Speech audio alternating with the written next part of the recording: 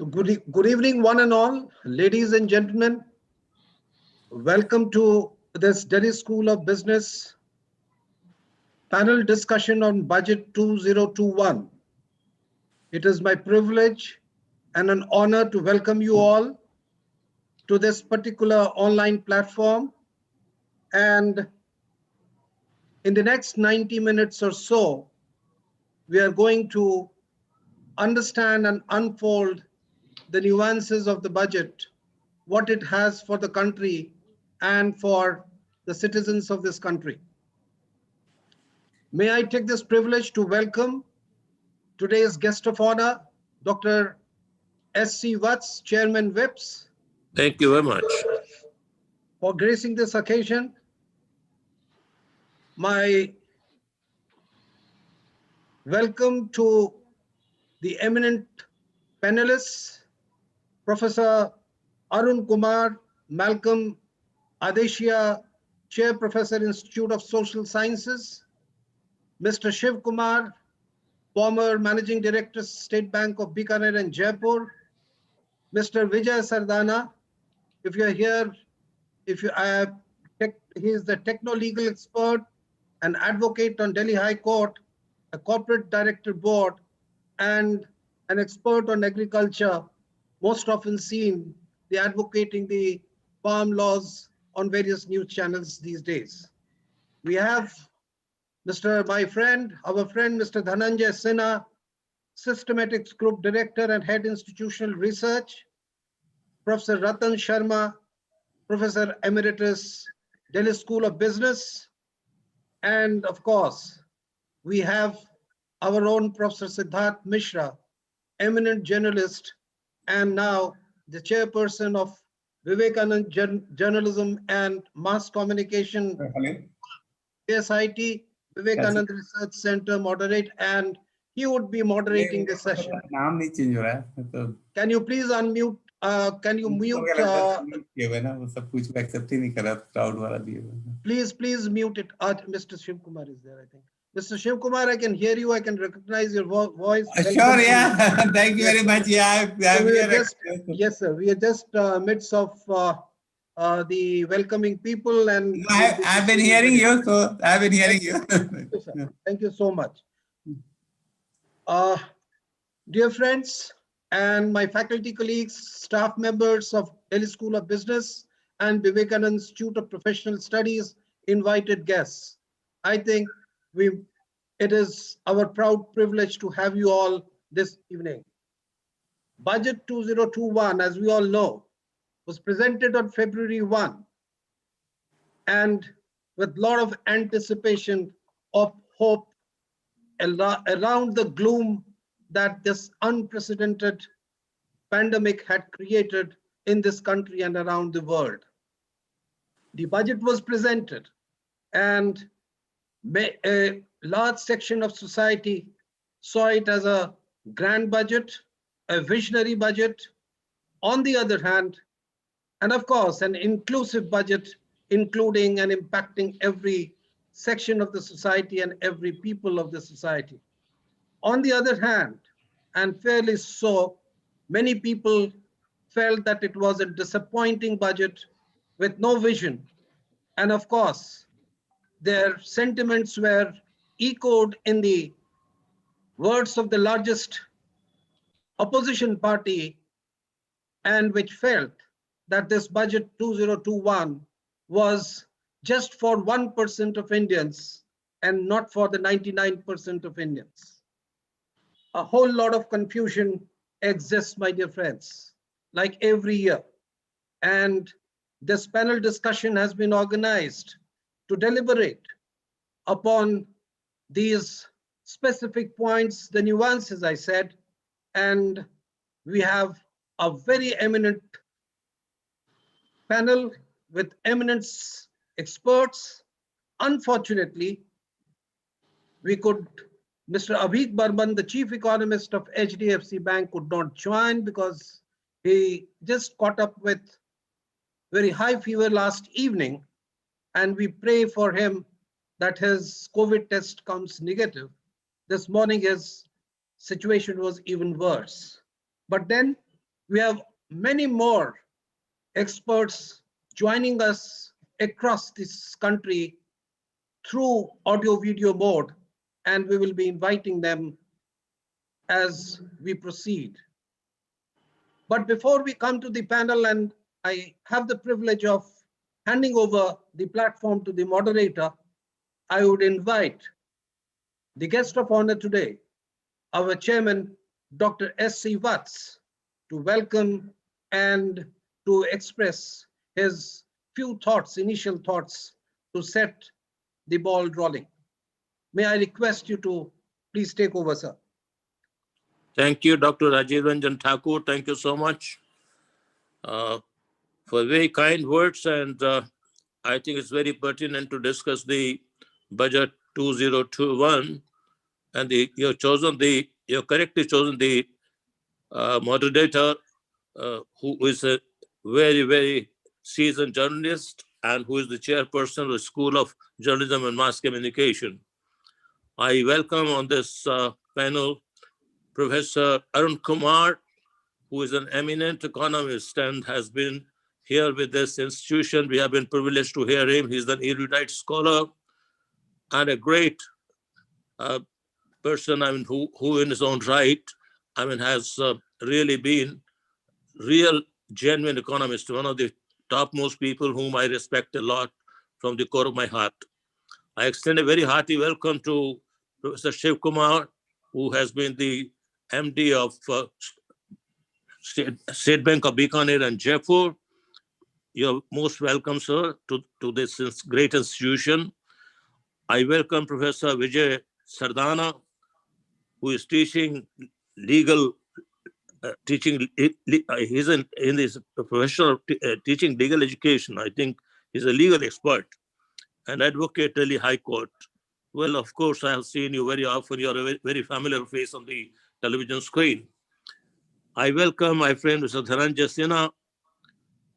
And again, he has put things into system, and so he's looking after systematics group director, and he's the head of the international research.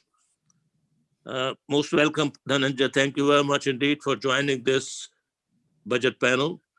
Professor Ratan Sharma, Professor Emeritus, and he has been professor at IIM Lucknow.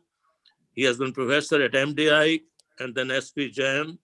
He is a product of Delhi School of Economics. I extend to each one of you a very hearty welcome. And of course, the credit goes to Professor Dr. Ranjan Thakur for having to convene such an important meet. Well, two important things are happening in our country today. And the manner in which this budget was presented, it has been presented in very extraordinary circumstances in the wake of a pandemic.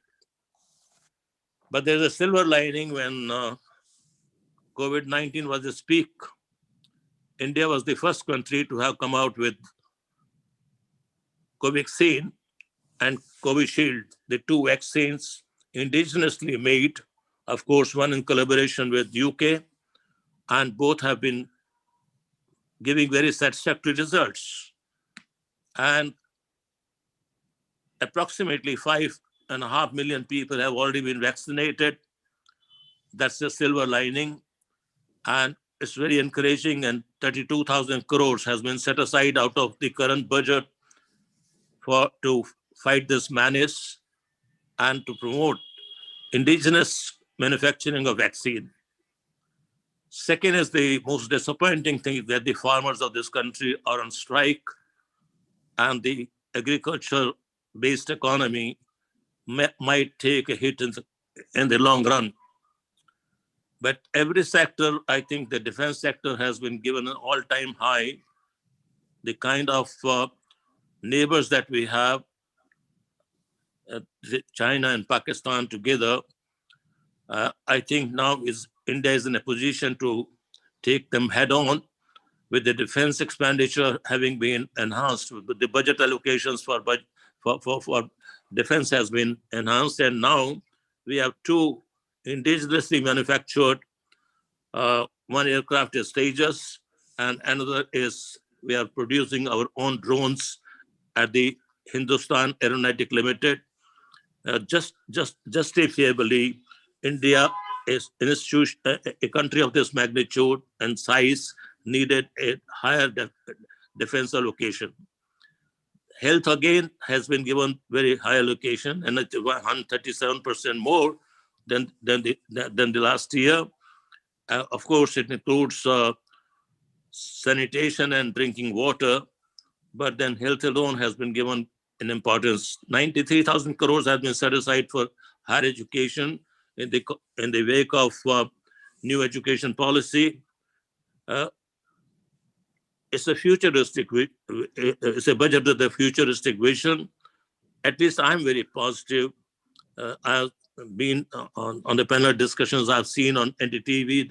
There are very many critics also, but under the circumstances that the country is passing through, it gives us some hope, and particularly in the field in the area of defense. At least I'm very satisfied that India is now laying more stress on indigenous things, and that Atma Nirbhar, the slogan given by the Prime Minister, hope it becomes a reality. I'm not an economist, nor am I an expert like each one of you.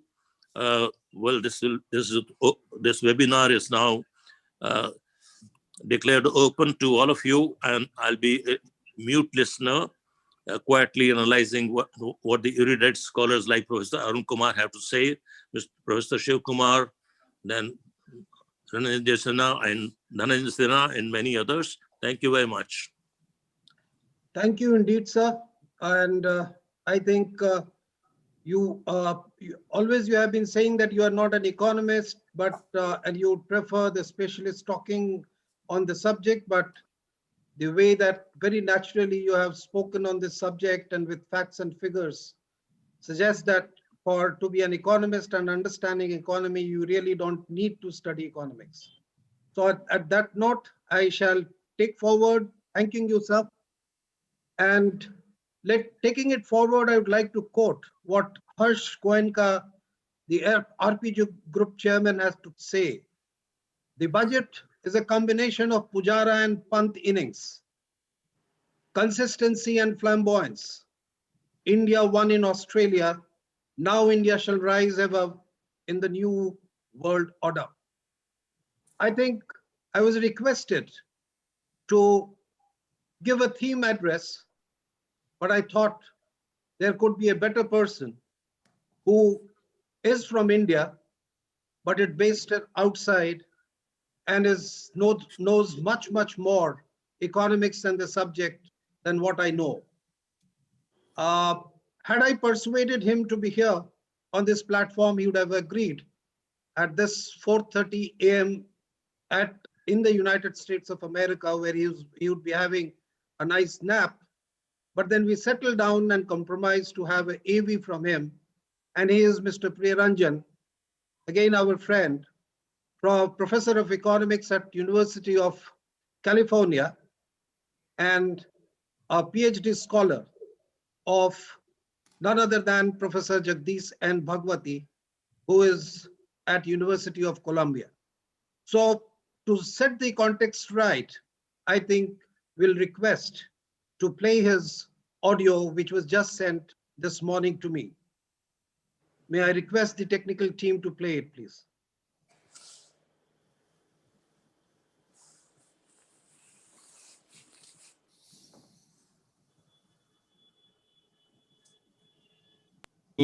Begin by talking about the headline fiscal deficit number.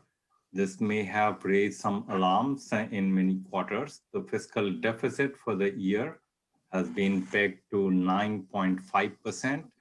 So this may seem very large by historical standards, but given the circumstances, I think there's nothing much to worry about a high fiscal deficit.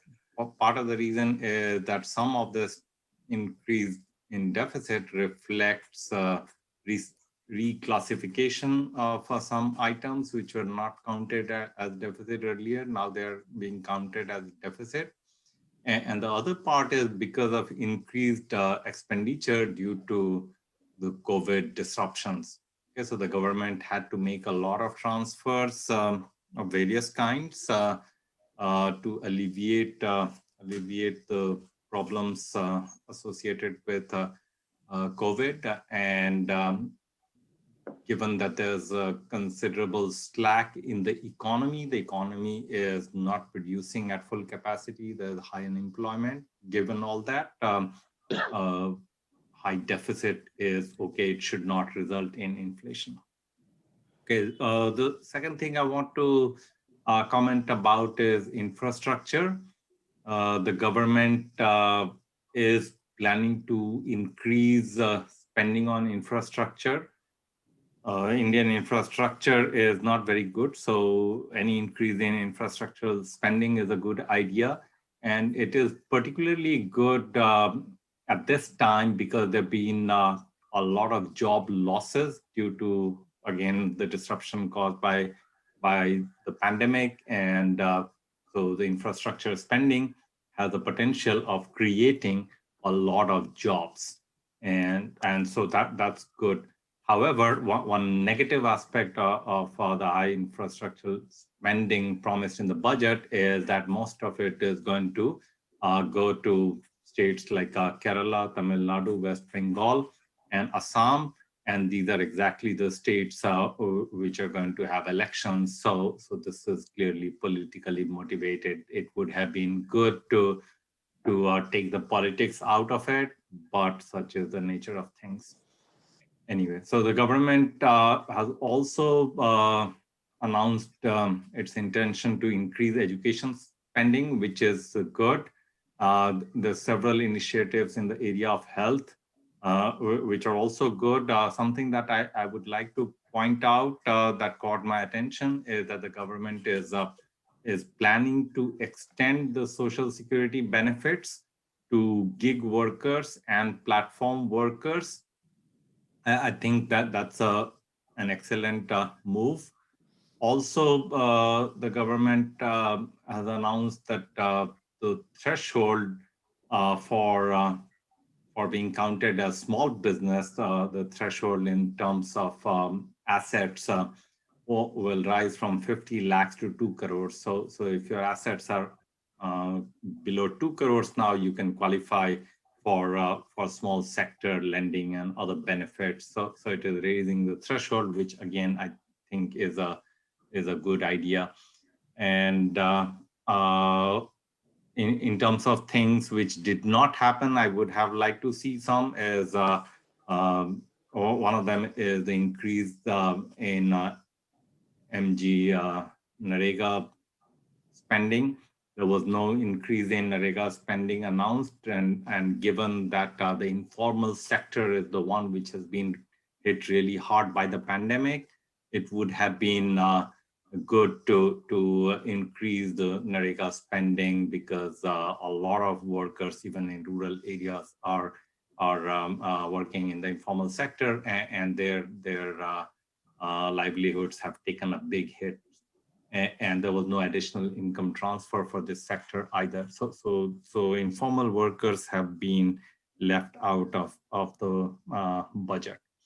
And the last thing I wanted to comment on was the production-linked incentive scheme that the government announced last year to incentivize domestic manufacturing. So the goal is laudable, that is, the government wants to increase manufacturing production and manufacturing jobs.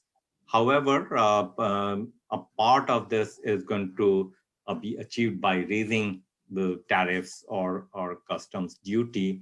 And that is something that I'm not a fan of. And something that we learn in basic trade theory is that if you want to give incentive to domestic producers, a production subsidy does a much better job or is less distortionary than a tariff. So I would be in favor of giving production subsidy to domestic manufacturing because they face some constraints, so that will allow them to overcome those constraints. However, when you impose a tariff, you're also raising the price for domestic consumers, and that is the distortion which can be avoided by giving a production subsidy to manufacturers. So I would go the production subsidy route rather than the tariffs, as far as giving a boost to domestic manufacturing is concerned. So this was Priya Ranjan, and now I would like to hand it over the platform, the show, to our moderator, Professor Siddharth Mishra, and with a small quote. Of course, the politics, he mentioned about politics, and we have to see these finer points, and I am sure it would be enlightening as well, a fiery, I hope to be a fiery platform, but we have to see it, as someone quoted, is it a budget of a century, or will it be remembered as the blunder of the century? I think on this note, I request Professor Siddharth to please take over. Thank you so much. Thank you, Rajiv. Thank you so much. Before Professor Mishra begins, this is Shiva Kumar. Actually, I'm traveling, so the name you see is Nevika Mohan. I'm sorry about that. So just to clarify that. So the name and the face both look very good to us. That's kind of you, Professor Mishra. So that Nevika Mohan is actually Shiva Kumar. So Okay, carry on. So, Rajiv, what I was trying to say is that it is said that in this country, two of the finest politicians who initiated reforms, social reforms, were Baba Sahib Ambedkar and Dr. Manmohan Singh, and both happen to be great economists in their own right. Not many would know, especially from the generation of students here, that Baba Sahib was essentially an economist and who ushered in the best social reforms in this country. So, budget has always been a document not for economists. I have always believed that it's a document for the masses, it's a document for the society, it is a document for the relief it brings to the society. It is not a document which improves the balance sheets and gives what you call spurs academic discussions and academic papers. And how much does it, the concern, if we have, I'm a man from mass communication, and if we all can recall an ad which comes on the television, somebody has gone to visit a plant producing rockets, and then at the end he asks, "Ye mileage kitna deti?" What's the fuel which it consumes? So your budget, what price we pay, that's how it is. The government's budget and what price the people pay for it. Rajiv, we have said that it has been a COVID-struck world, and we have paid a heavy price for it. Economically also, figures are there. I'm not much of a believer in figures, but figures are there that the GDP has shrunk by 3.5%. The shoppers have fallen by 20% to 97% across the globe. The tour and travel industry, it will take another 2 to 3 years to be back on its legs. And against this backdrop, the IMF has projected that India, China, and US would be the main vehicles for recovery of the nation. And our economic survey has said that the GDP growth would be 14.4% and the real at 11%. India, for sure, I'm not very sure about the economics of it, but I'm very sure about the health of the country, seems to have overcome the COVID menace. We are, before the program, I checked my Setu app, and I have not been in contact with a COVID hit person for some days now. So that's good news. That means I move around a lot. I meet a lot of people. So I can say safely that the population of people, although one of our panelists is not here suspected to have contacted the thing. So the danger is still there. But then again, we have risen as the nation which, as our chairman said, that which came out with the vaccines first. And while we are recovering as an economy, we are also positioning ourselves geopolitically worldwide. So if India recovers, it would contribute to world's recovery. That is what the figures say. And if we have to believe the figures, And if it doesn't, it would not just be the huge investment which would be going down the drain, but also disappoint the world. No, there's a lot of following the COVID, the sentiments, the social sentiments, the psychological sentiments are weaning people today away from China, and they are expecting a lot from India. So if we fail, we would be jeopardizing our attempt at gaining for ourselves a position of eminence in the body of nations. The stakes indeed for our country is huge. And has our budget really provided the platform to take on this huge challenge before us? Professor Arun Kumar, could we have you first, sir, to give your points on the budget? And Professor Arun Kumar, please. Okay. Thank you very much, Mr. Siddharth.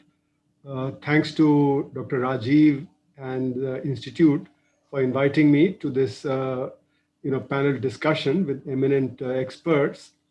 I think what we need to understand is that a budget is first a macro document because it impacts the economy like no other economic activity does. It spends a huge amount which no other private entity can match.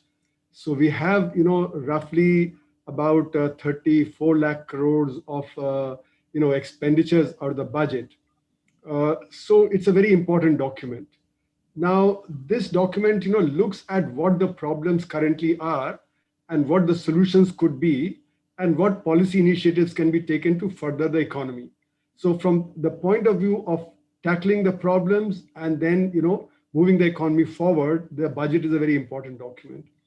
Now, the budget is based on the assumption about growth. So last year, the growth assumption was 11% of GDP growth, but it's turned out to be officially minus 7.7%.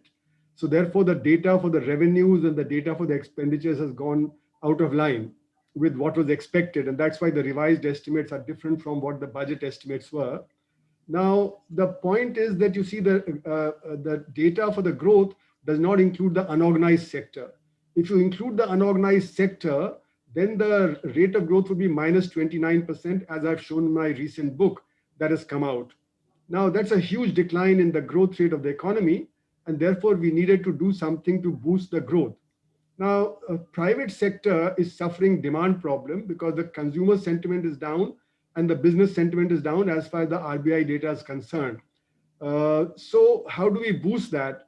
The only entity which can do that is the government, because government is not affected by the business sentiment and the consumer sentiment. It can boost the economy.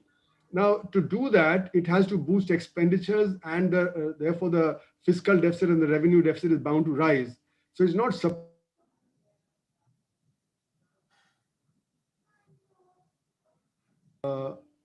I think I got muted. Could you hear me? Yeah.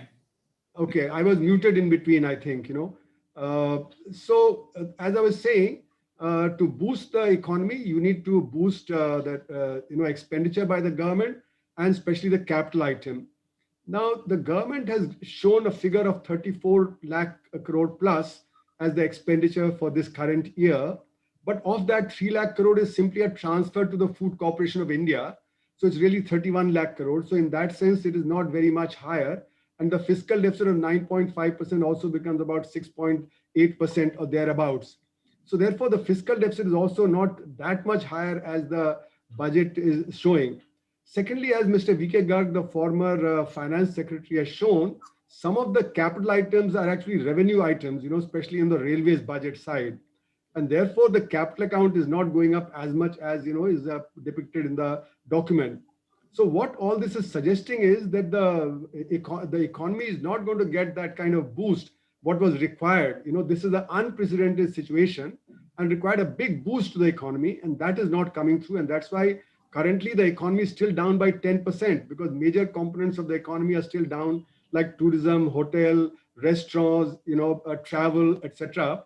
So my estimate is that the economy is still at minus 10%. Whereas the government data is suggesting that it is back to 2019 level now. But that's not true. Major component of the unorganized sector is also not recovered, as the data from the, the Azim Premji Institute survey shows that 20% of those people who lost employment have not yet recovered their employment, especially in the unorganized sector. So if you add up all that, the economy is still down by about 10%, and therefore the rate of growth of this year will be much less. Now, what needed to be done was to boost, as I said, expenditures and capital item, which has not happened. And next year again, the 34.5 lakh crore expenditure is only going to 34.8 lakh crore. So next year also the boost to the expenditure is not that much, and the fiscal deficit is also roughly the same. So the next year also the boost to the economy will be much less than what is expected when there is such a huge pandemic. Now, the capital items that are being spent on are those which are highly capital intensive in nature. So like big railway corridor, freight corridor, like the roadways, etc. These do not employ very many people, whereas the cut has been all in the labor intensive areas, like the rural employment guarantee scheme has been cut from 1.1 lakh crore to about 75,000 crores. Then the National Social Assistance Program has been curtailed from 46,600 crores to 9,200 crores. Umbrella ICDS has been cut from 20,000 crores to zero.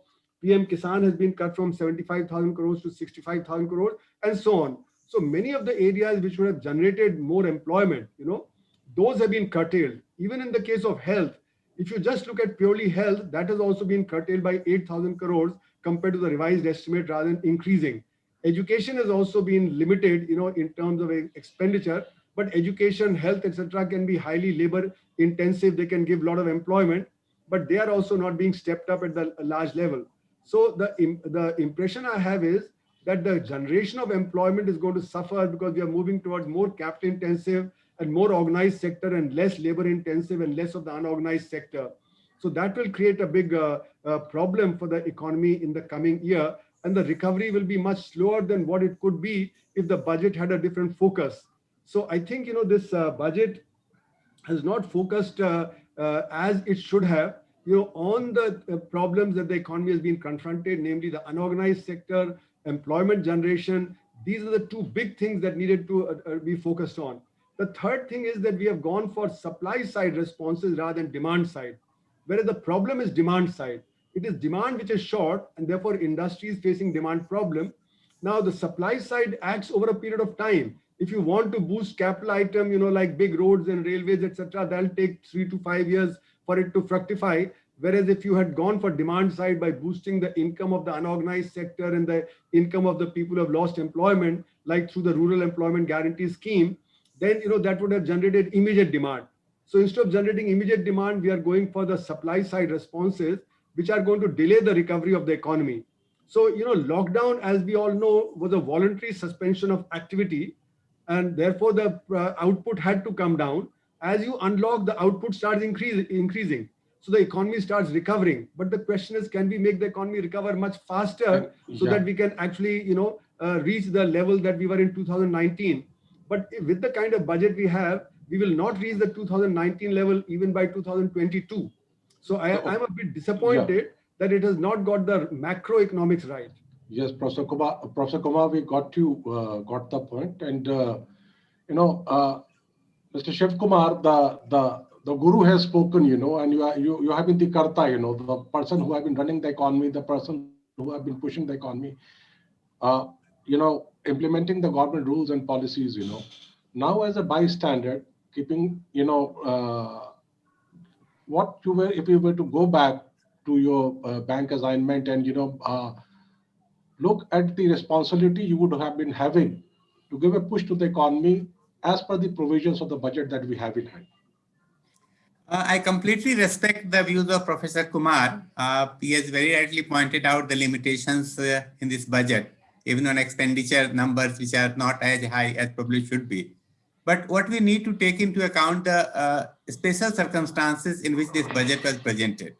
Actually, in our lifetime, as we all will agree, there has never been an occasion that such economic downturn has happened, not only in India, but globally. In that situation, the option for the government was to collect more revenue, which would have meant increasing taxes. And in this time when the income is down, people are already suffering, asking for more taxes would not have been a welcome thing to do. Given that situation, I consider that the budget is a very bold move.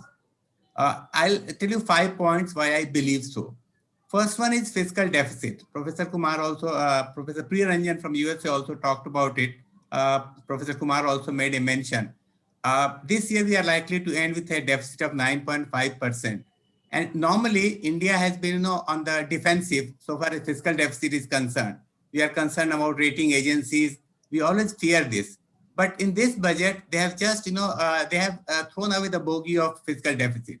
They have said we'll end with 9.5. We'll change the FRBM Act. We'll not stick to what was required. And next year, the coming year, it will be 6.8. And maybe by FY26, we'll come back to 4.5%. This way, at least they are able to spend some money, which could not have been spent if you would have tried to stick to the fiscal deficit discipline requirements. Next one is, we talk about Made in India, we talk about Atma India. For that, it is necessary to give some protection to our home industry. And this is not easy to do because World Trade Organization is there, other nations are there, they are watching what we are doing, there are limitations on that. Still, in this budget, government has actually increased import duties on a number of items so that they give some protection to the home industry, which is again a very bold move. Third one, I would say the transparency, encouragement to private investment, like increasing FDI in insurance from 49% to 74% is a very big move. The business community has been given a very big comfort in the sense that the assessment is being made virtual. The faceless assessment will be done. And the old cases used to be open for 6 years, which has been reduced to 3 years. And even in serious cases, this can be reopened only if there is a default of more than 50 lakh rupees. The approval will be needed from the highest tax authorities. These are certain things which will give comfort to the businessmen, business community, and also reduce some corruption, what we believe is there.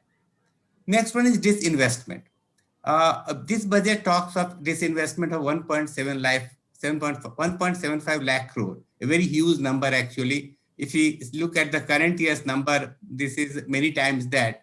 But then they have talked about IPO of LIC. They have talked about privatization of 2 banks, privatization of 1 insurance company.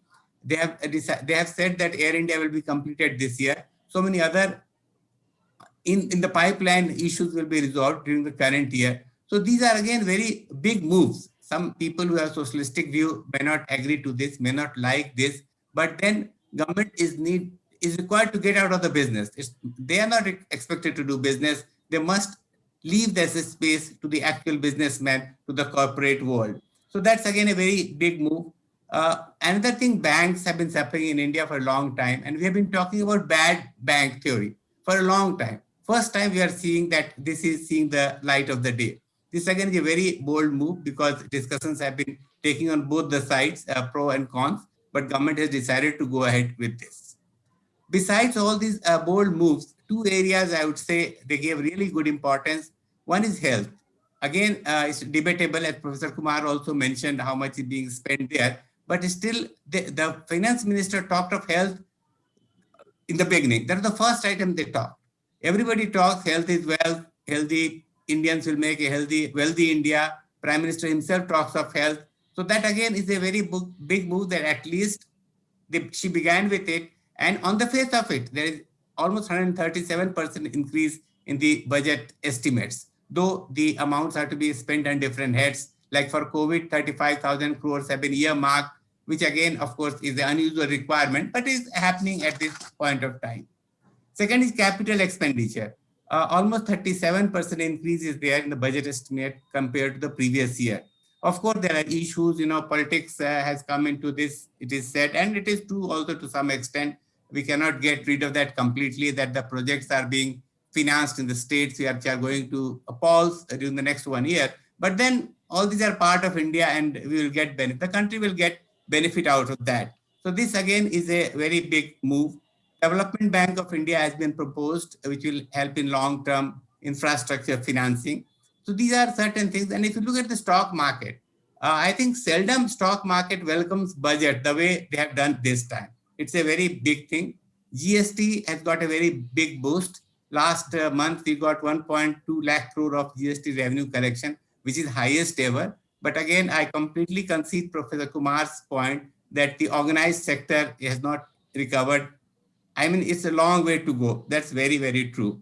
But again, COVID is down. It's under big control. We see 12,000 new cases now, which was as high as 95,000 at one point of time. The death has gone down below 100 now. Even one death is sad, definitely, but that number is going down. That's a very, very big comfort. And the present thing about farmers' agitation, the last point I would say, I mean, it's there, but it's only a section of farmers who are doing it. I mean, to call it that's a pan-India agitation may not be correct. And this has been shown in the recent Chakka Jam that was, called, that most of the India worked on that day. So I think India is moving on the right way. The coming year will be quite challenging, but the year after, I think there will be a lot of opportunity for more budgetary changes to be made. That's, I think, what I would say. Thank you. Mr. Shiv Kumar. And, what you said towards the conclusion that the farmer agitation may have been in few pockets and corners, that must have, made Mr. Sardana very happy about it, that because it's kind of written. But let me bring back, if we have to go back to history of Kisan Andolans in this country. And believe you me, all the Kisan Andolans in this country have been in pockets. Either it was Champaran, or it was Kheda, or it was Baba Ramchandra's in Faizabad. So Kisan Andolans have always been in pockets, and then they have had their ramifications.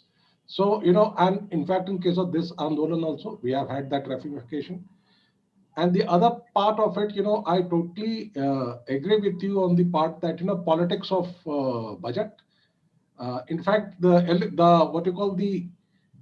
elections are looked forward to by the masses, because it generates a lot of employment. And people have to create that appeal for the voters. So I really do not fault anybody for having given money to, fault this budget for having given money to some of the states more than the other states which are going to the elections. That has been a practice in this country, and it's nothing new that which has happened in this country.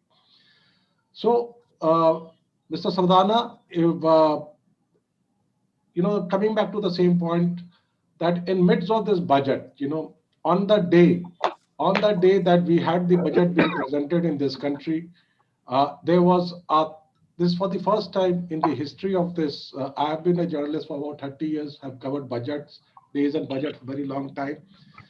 More importantly than the budget document, it was the march of the farmers to parliament and ways and means to stop them, the security bandobast, and all that which rubbed shoulders. From the news point of view, they were rubbing shoulders with the budget information. In fact, the newspapers also next day talked, side by side about the farm protests and the budget proposals. So in these times, when we have, rightly or wrongly, when we have a huge farm protest going on in this country, if not in this country, the national capital region, to suit the, what some of the panelists might say. In these times when this agitation is on and the budget proposal comes in, does it really give any message to address the farm issues in this country? Or it keeps it back to, where it was all, it doesn't give anything new. Okay. First of all, good evening to all of you, and thanks to Delhi School of Management for giving this opportunity. Thank you to Thakur Sahab and his team. Can you hear me, sir? Yes, we can. Okay. So I feel that, budget should not be impacted because of whatever happening on the street. Budget should be considered as a nation building exercise. And if there is a protest in one area or the other, it should not derail the development of the country. Because we don't know the reason for protest. There can be a lot of agenda when there is a protest. And in this farmers protest also, from the day one, I'm saying, this protest is not of farmers, this protest is of commission agents. Because if you read the law, the only one segment of society which is having a negative impact of these three farm laws is only the commission agents. And why this protest is going on? For a simple reason, because commission agents have an influence on the farmers. They control 55% of debt in Punjab. ecosystem, and there is a lot of dependency. And if you see, most of the farmers, those who are at border areas, are senior citizens. So instead of sitting at home, you can always go and sit at Delhi borders and we will provide you all the facilities. So what is harm in doing it? At least you will have a better food and better comfort than what you are getting in your huts. This is one way of looking at it. But at the same time, when I go back into agriculture scenario, yes, reforms are required, systems are required. Now, if you look at very classic thing today, which nobody is talking about, around 4 lakh crores worth India's capital is rotting in FCI godown. Who is benefiting from this? Now, just because government of India has to purchase food at MSP and all so-called economists are saying in the name of farmer, government should buy it. Why I should buy it? Why don't I give a direct benefit to the farmer and let them do what they want to do? My point here comes up is that we should have a detailed economic analysis of the demands of the farmer, what is good for India. Keep the emotions out, because this protest is, I will say, the designed to attract emotional feeling of citizens of India, and that's why commission agents are calling themselves as farmers. And farmer has an emotional connect. Commission agents is a commercial entity where there is no emotion. And that is where one has to look at it. In this budget also, if you look at, almost 4,16,000 crore is allocated for rural India, which is direct benefit to the rural community. Which sector of India is getting 4 lakh crores other than highways and roadways, which is for common? Even rural people also use them.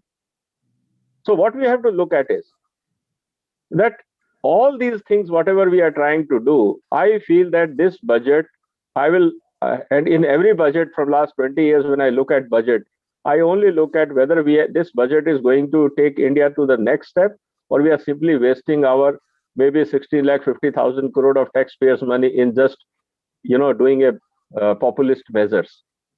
So I will take this budget in a very positive way for one single reason. There is no populist measure in this budget, and that is a merit, and that's a good part of this budget. That government of India is not running after vote banks. They are not here to please any specific section of the society. That is one big positive. Second part of this is what this budget is doing, and let me now give you a few highlights which can, because numbers everybody is talking, I will look into from a strategic thinking point of view, that if I have to think about India down the line 10 years, whether I am on the right track or not. Let's not look at that 1 year budget will decide the future of India. Let's cumulate impact of budget like this down the line 5 years where India should be. Now, first of all, what is India economy is all about? 80% is consumption economy. 20% is discretionary economy, which is non-essential, which are actually closed right now. Even if you say that, I will go up to by saying that cinema theaters or eating out, they may be good for economy. But are we saying that without that country will not run? No, I don't think so. So what I'm saying is that we have to first look at that 80% of India should come on foot very, very fast, and which is happening. And banks, I'm on the board of a couple of financial institutions, and I know how things are changing on ground. Now, what are the challenges for India? Number one challenge I always put is employment. That's the number one challenge for India. All others are secondary. Second important aspect for India is to build a domestic capability and competitiveness. Are we going ahead with that because we are part of a globalized economy? Can we face the competition or not? That whether this budget is helping us in that direction or not. And third important aspect is the future need of India. Are we focusing on technology, skills, and innovations? Because that is the future. You keep distributing your budget money in taxpayers and farmers and everyone, then there is no future. So you have to plan it, that whether you have to utilize this money in a systematic manner or not. Everybody has covered different sectors. Health, we are talking about health, nutrition, clean water, clean India, education policy. Now, in the education sector, very often people look at it, budget allocation has come down. It should be. because I can reduce the budget allocation with the technology. Instead of having 500 schools, if I create a free internet and an e-book system and I provide the mobiles or other cheaper option to my students at less cost and make them effective, I think that will be good for India. Let me put it very simple, that even animation film, which I see in science, is more important and more useful than a half-cooked or badly trained teacher. Let's put very bluntly on these issues. How many means I will say the teachers in schools are competent today to teach the subject which they are teaching? Instead of giving them a bad teacher, if I give them a better technology which can teach them the same theory and same theorems, why not I do it? At least my future of India will be better than simply creating a employment for a bad teacher. Let's look at very bluntly on these issues. So I feel that technology is going to replace many segments where there is a lack of competency and lack of, I will say, due skill sets, and wherever technology can replace. Another area where we have to look at is that infrastructure and transportation. Big area, big focus. We have seen the investments allocation for road, railways, and ports, metro rail systems, natural gas systems, even hydrogen mission. The future, we are trying to reduce the dependency on imported fuel. This is very, very important, because how long we are going to do it? And one area which is not yet covered, but a lot of work is going on, that is biofuel. We have surplus carbohydrate in this country, whether it is sugarcane, rice, wheat, maize. All this I can convert into alcohol, and Government of India project is by 2022, we should go for 10% blending, and by 2030, it should be 20% blending. That's a huge saving. And that money, instead of going to Gulf, it should go to my farmers. And that will bring the change in the farming attitude. One has to look from that angle. IT reforms, again, 100% technology oriented. That's a good thing. Why I need so many IT inspectors? So similarly, other areas should also move on technology platform. Even if you have to reduce the employment in the name of tax inspectors, it is good for India. Why should create more employment in tax department? We don't need it. So what we have to look at is that what is good for India, we should look at it. Then you come to the economy and financing issues, the bad bank. I think this is one of the biggest things which will change the financial system of the country. Indian bank managers are not trained on recovery. They are only trained, and that too badly, how to assess a project. They even can't differentiate between a technology change. And I can give you n number of examples that in India, the bankers are not even trained to assess the project. They only know how to read the balance sheet, nothing beyond. They can't even differentiate which technology is good or bad. And that is a huge area where capacity building is required. Even for bank managers, those who assess the loan applications. Recovery of loan is an entirely different challenge. And then, especially to recovery of dead assets, it's a further challenge. So creating a separate asset reconstruction company called Bad Bank is a great idea. It will reduce the pressure on bank managers. Let use their energy and skills to improve their skills, how to assess new technology and new projects for funding, and that will be good for India instead of pushing them for recovery. Then recovery of blocked capital in the form of underperforming assets, so-called PSUs. Why we need them? If you go to the balance sheets, in a private company, the operating margin is 25%. In the same sector, PSU is operating at 3%. Why? Same market, same country, same everything, but you want to keep an animal which is giving you 1 liter and you want to slaughter which is giving you 20 liters. But this is funny thing. So I think we have to look at very clearly, all PSUs should be benchmarking, they should be benchmarked against their private competitors.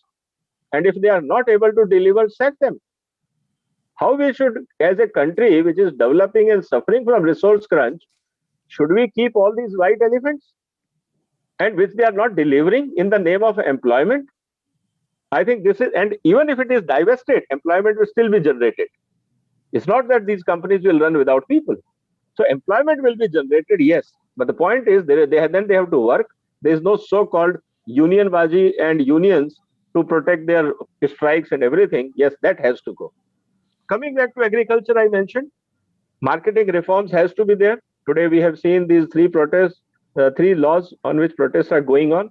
Again, protest is going on because this existing system of APMC and FCI is the biggest scandal of this country. All these 15 to 30,000 crore rupees taxpayers' money is going into commission agents' pocket, which is ultimately going to political class. This has to stop. Why you need APMC? Mr. Sardana, That I is, think and my last point coming back to is that, again, the employment, people will take risk, they will come into their self-employment zone, but people are also human beings, they may fall sick. So there has to be a good social security and health security for them. And that will give them a boost that even if I leave job and start my own, at least I will not die because of hunger. There is a social security and there is a health security for me. I think these two areas we have to invest a lot. And the rest, I think we are on the path because I call this as a budget for the foundation. Thank you. It is not a populist budget. Thank you, Mr. Sardana. We have had some people sending in videos of their opinion on the budget, which we should be playing before we go our next panelist. But before we play the video, I would like to ask Mr. Shiv Kumar what he has to say on Mr. Sardana saying that our bankers are incompetent in recovery. I generally agree with Mr. Sardana, but on this point, I think he has been rather uncomplimentary because, whatever economy has done, I mean, a lot of good has happened, not that everything is bad, and these bankers only have an assist. And I wish to assure Mr. Sardana and other panelists that bankers have a lot of expertise to process. They are not just balance sheet readers. They go into depths of the issue. They have huge expertise. So I would like to assure him. And at the same time, I would like to add two more points. It was the bank. We will come back to you, Mr. Shivkumar. I will come back to you. We have these videos, which have been. Sure. Yeah. Yeah, please.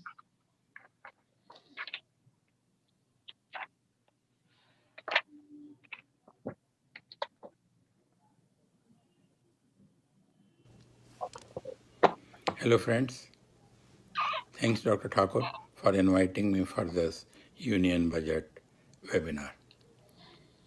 My observations are, in my opinion, this budget is a very dynamic, visionary, growth-oriented, pragmatic, and to take care for all sectors of the economy for their revival, which was a necessity after Corona pandemic.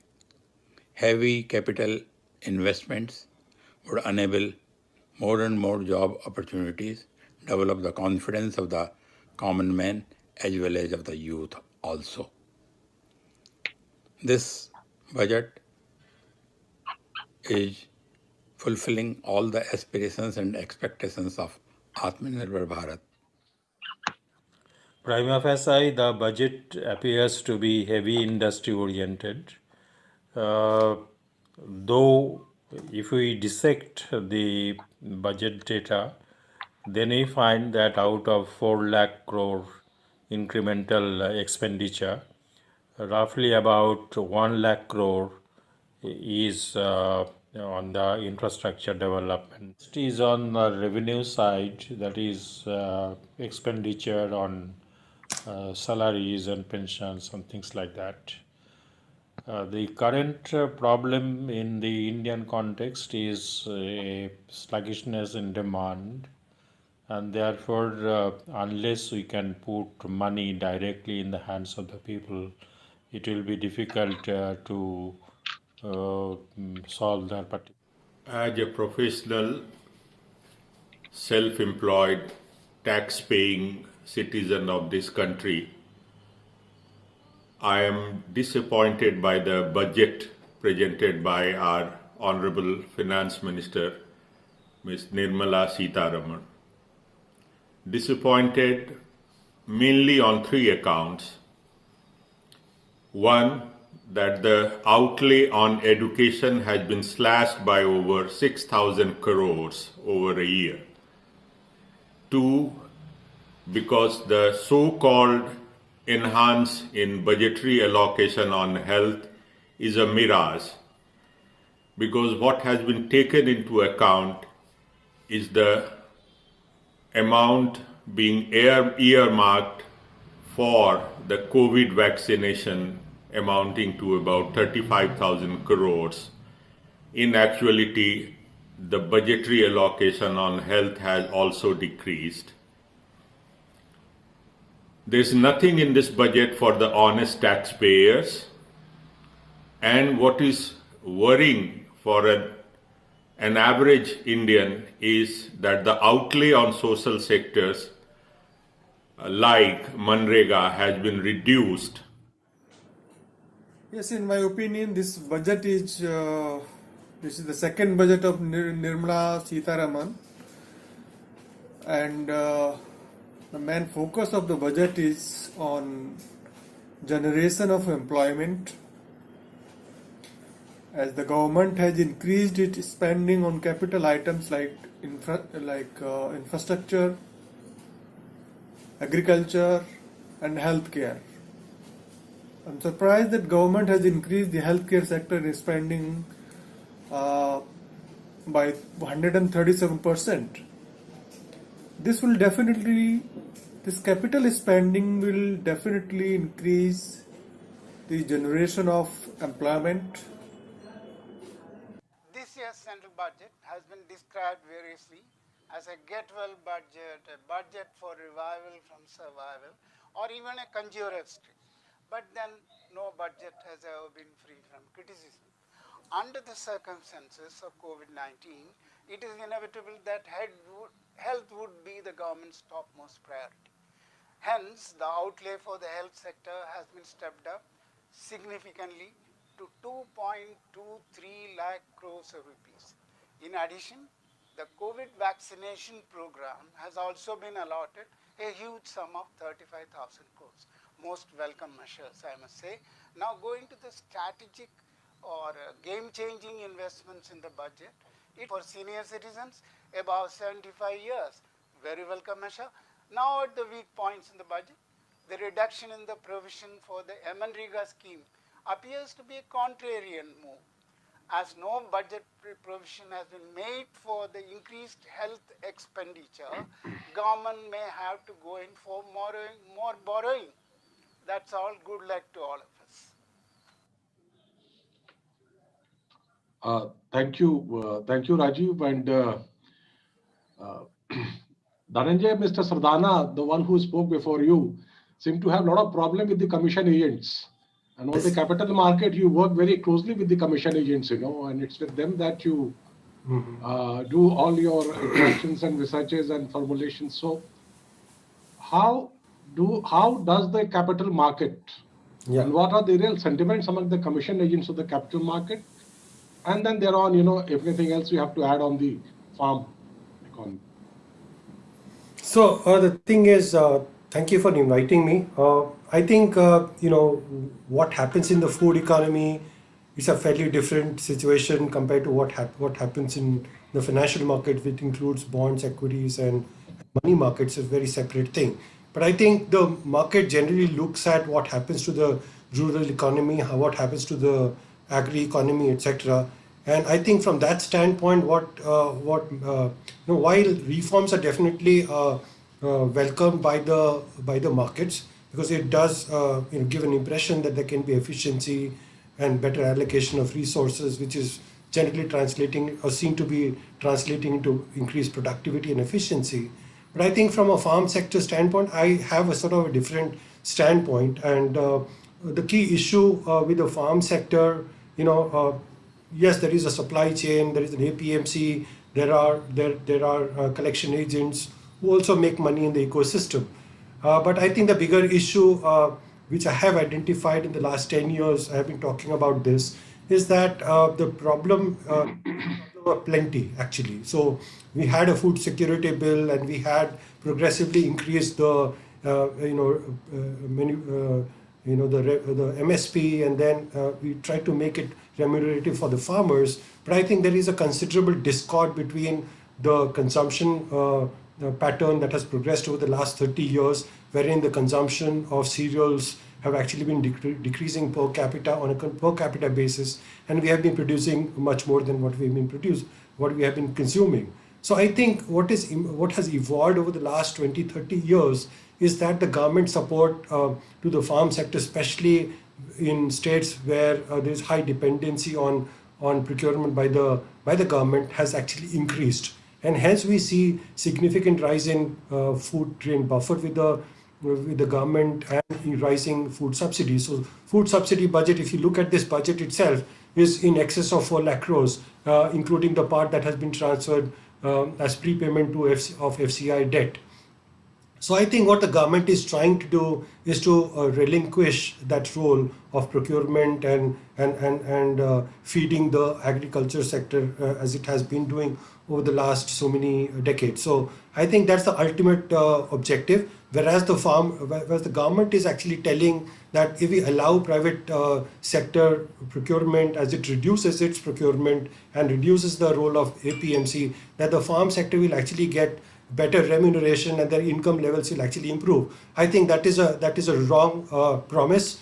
And once it is actually implemented, the cash flow for the farm sector, especially in areas where the government procures, will actually reduce. And there is a whole ecosystem, not just the collecting agent, but also the migrant farmers who migrate from surplus states, ironically, such as West Bengal, Bihar, Orissa, etc., who feed on the ecosystem in areas where government is actually predominant. They will also sort of suffer. So I think the cash flow for the farmers gets impacted, and it impacts the labor market as well. And hence, eventually, what will happen is that on the one hand, while the government is trying to reduce its food subsidy bill, it could actually end up giving more allocation for Manrega, for instance. So the commitment to Manrega, because of rising population, rising unemployment, has already risen from 30 lakh crores to almost like 1 lakh plus crores. It can continue to rise given the current context. So I think you need a proper holistic sort of a reform and an alternate growth model for the farm sector to actually migrate towards things that people consume, which is largely horticulture, fruits, protein item, etc., away from cereals. And I think implementing of 3 laws and just creating a kind of a shock in the system will actually create more disruption in the near term. You need to have a very a comprehensive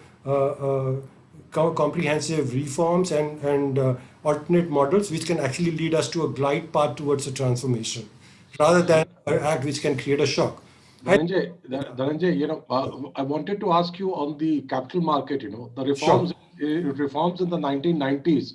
Yes. Was a decade of great shake-up in the capital market. Right. And as the luck would have it, the biggest hit on the OTT has been this film on Harshad Mehta. So right. Are the reforms which are being initiated in the capital market do they have the required security not to see the kind of shakeups which we had in 90s, and are we ready for it? So I think of course the SEBI has actually progressed a lot since it was initiated or instituted. I think the legal system, regulatory system, and the oversight that it has on the entire system is actually very robust at this juncture. One cannot really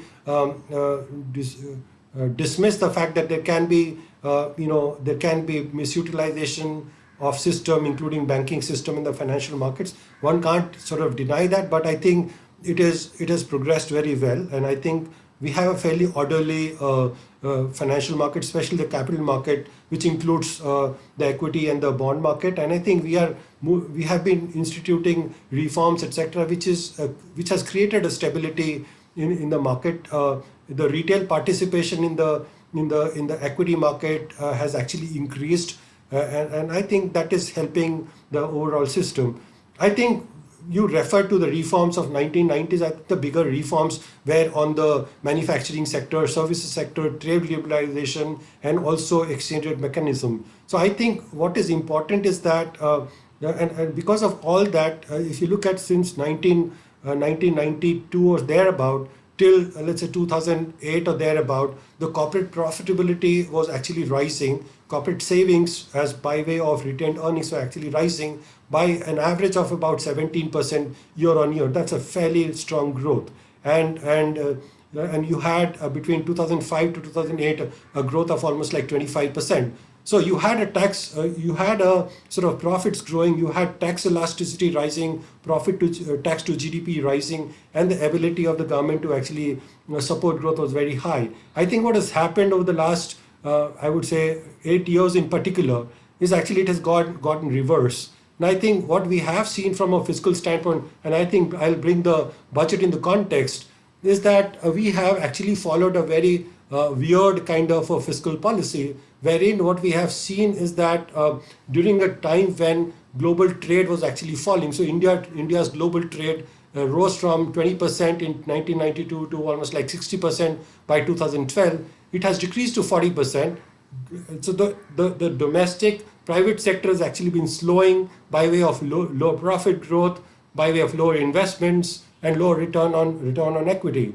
I think what we have seen parallelly is that, especially after 2012, when we had a lot of politicization of slowdown of NPAs, etc., that the governments have actually become very averse to spending. It has actually fallen into a trap of lower fiscal deficit when the growth is actually coming down, and that has reinforced the slowdown. So we had Dhananjay, as one of the panelists said, that the government in this budget has made an attempt to come out of that trap of low fiscal deficit. Do you agree with it or not? I would say that there is a sea change from what it had actually followed. I would say I had met the chief economic advisor earlier. I had also met the economic secretary, Department of Economic Affairs. All of them had a common view that we will not expand our fiscal deficit and spending. We'll control spending.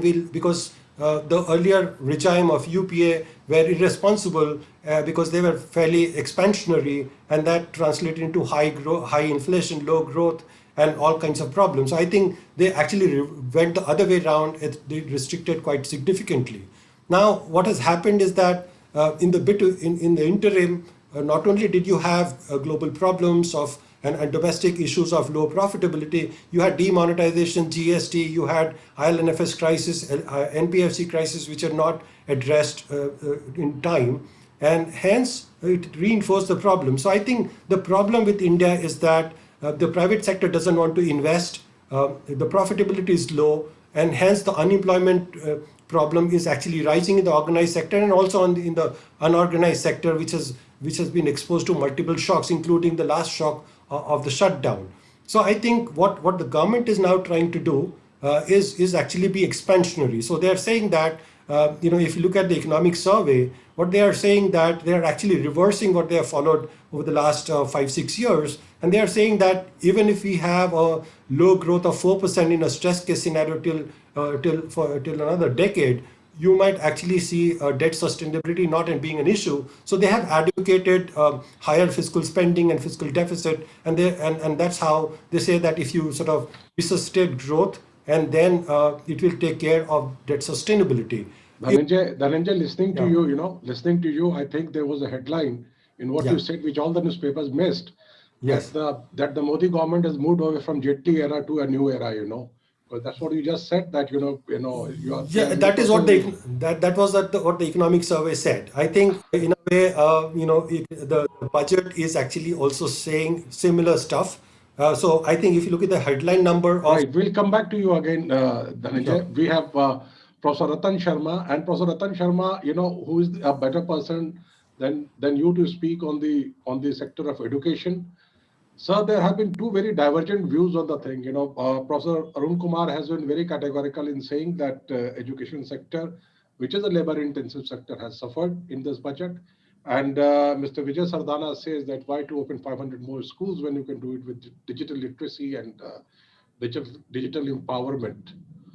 So as somebody who has been in the field for last 30 years, 40 years, and who has been witness to changes in the way education has evolved in this country, how do you really react to the views, sir? Professor Sharma?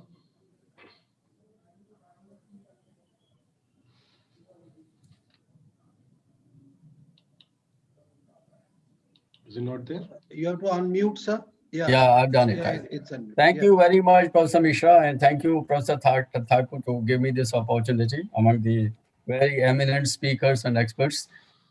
Before I come to the education, Professor Mishra, if you permit me, I'd like to say as to how I responded, in fact, when I was waiting for the budget and how it was there.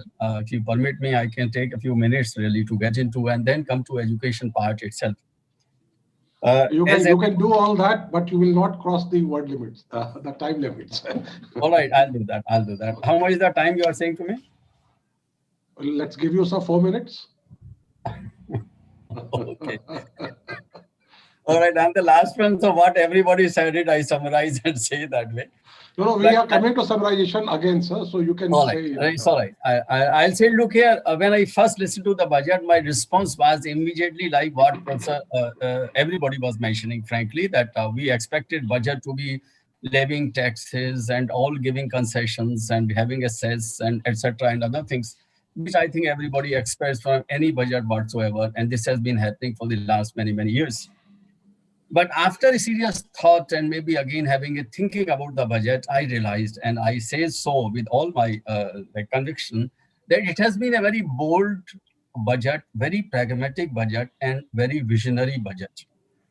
If whatever has been promised, implemented in the way it has been promised. Now, that is the big if. And I have no reason not to believe that this will not be implemented. I will say so because budget is not merely a number. It tells you as to how you think about the whole economy, the whole philosophy, whole mindset, whole thinking. I just look at it. There are three things when I said it, that it's a very pragmatic budget because we believe that economic growth is an essential part of any economy. If there is no growth, then nothing can take place. And which requires, I am a student of business management. I understand this requires infrastructure development, both hard and soft. We also require, if there is any gap between the hard infrastructure and soft infrastructure, we should be able to narrow the gap between the two. And this budget, in fact, try to emphasize on the hard infrastructure budget, which is there. Now, I will not repeat that. I'm sure everybody is aware, road, all transport related things, say road, rails, the ports, etc. And I think this is a very much, the amount has been increased quite a lot. Drinking water, which is very essential, which again was a dear to everybody. This is the whole budget is a part, in fact, in a way of that. It has increased. Also, state power distribution, companies, they have been asked really to get ready for the competition. So which means there is a more of liberalization. I say pragmatism, which was very essential, and this has been done so. Now, health, again, is a soft part. I would have expected health has been done. I think everybody talked about 137% of the rise, in fact, in the allocation in the budget. I would have expected education, which I'm come little later, but I agree to that education allocation has gone down. And I believe that this is the labor intensive, it should be done. But before that, I will like to emphasize on the financial sector reforms, which has really been mentioned by Mr. Shivakumar. And they are very, very important. I have always been of the opinion that why a good money should be thrown after the bad money. If suppose there are certain things happening in the bad, we are not able to perform better, why we invest more in those things?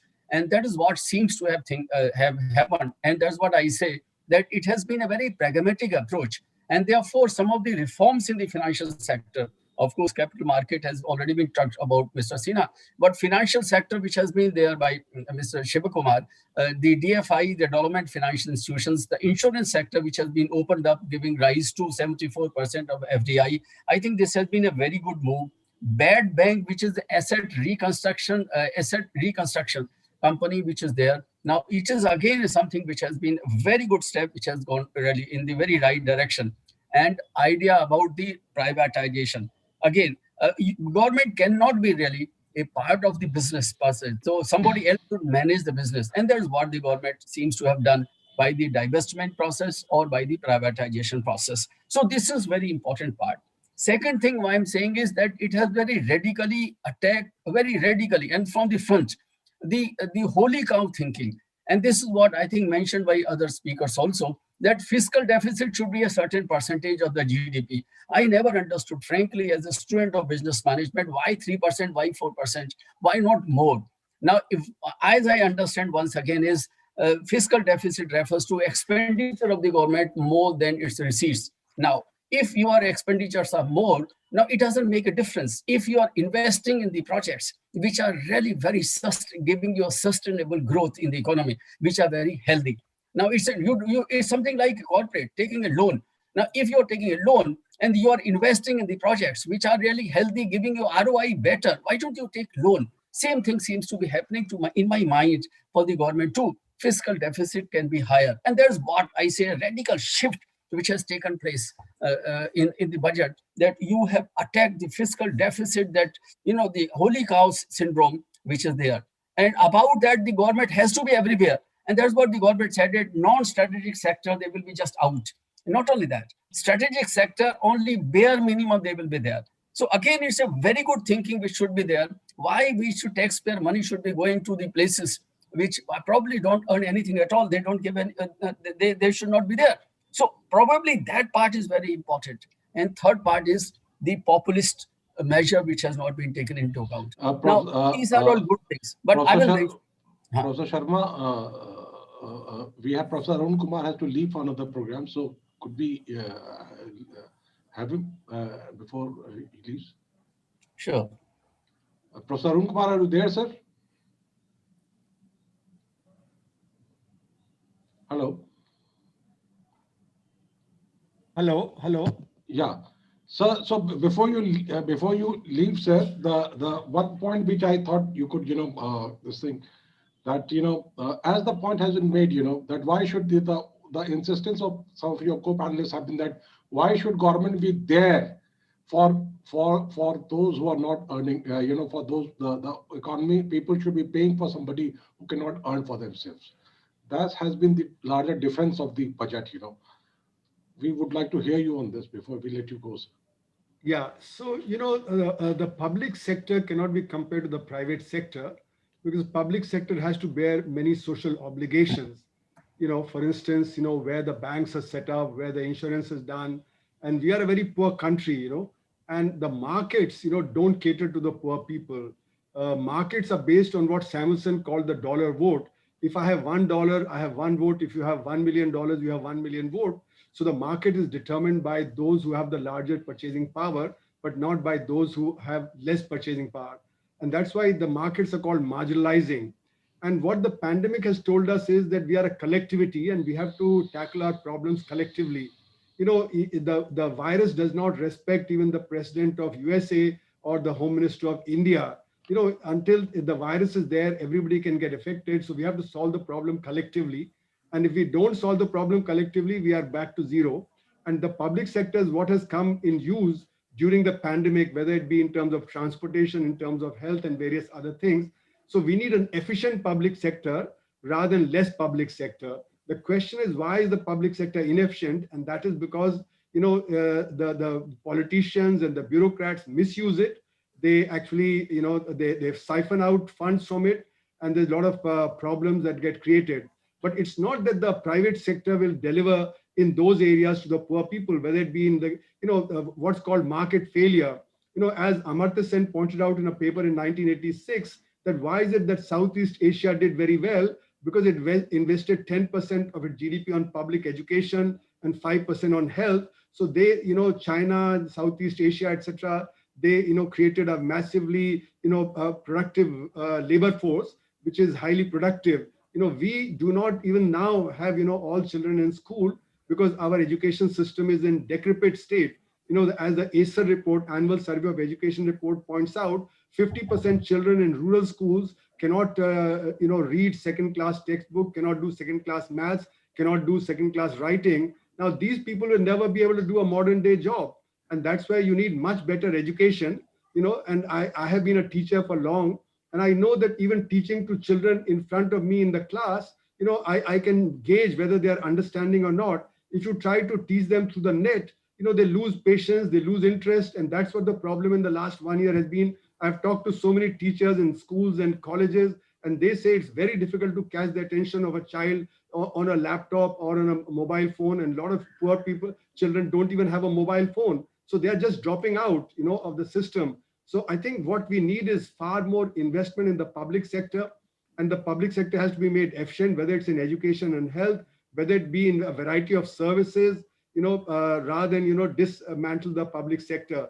LIC, which takes care of insurance. Insurance is a matter of risk, and large number of poor people are not able to afford it. And as the private sector enters the area of insurance, even fewer people will be able to get it. So you need more of LIC. LIC has been very efficient. Government has used it everywhere to, boost the markets, etc. So I think the government is barking up the wrong tree, and it's going to create more problems. And we know that pandemics keep coming. If you look at the last 20 years, this is the 7th new virus that has come. We've had SARS, MERS, we've had Nipah, Ebola, we've had, so on. So the 8th one is coming in another 2 years' time or 3 years' time. And we are lucky that this virus is not as, mortality is not as high as, say, Ebola. In Ebola, 50% used to die, but here only 1.5% are dying. But the next, virus could be as virulent as this and has as high mortality as Ebola. Then a few 100 million people will die within a matter of months. So we need to be prepared. So we need a lot more R&D. We need much better higher education. We need much better health system, and they have to come up in the public sector, because the private sector will not take the risk in all this. So I think, we are not really understanding the full nature of the public sector. And this notion that free markets can be created in a poor country like India, we cannot compete with what the US is. In the US, 0.7% of the population is in agriculture.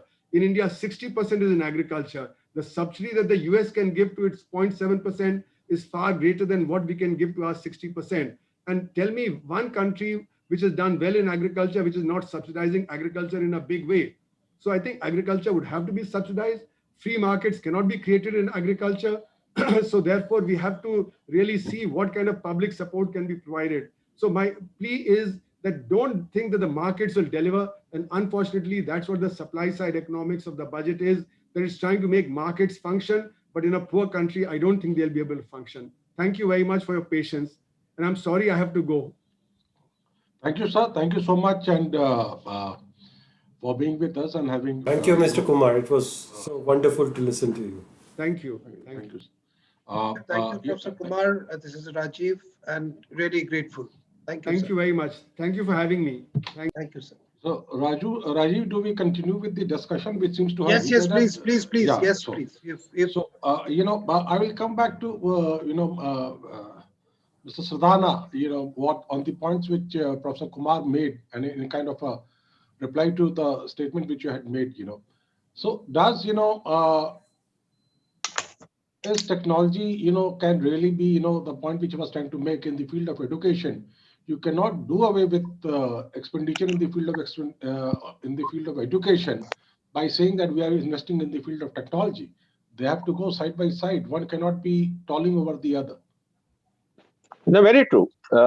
I'm not denying that you need a good teachers, but point is, you are producing 1 million teachers and none of them are able to deliver what students should get.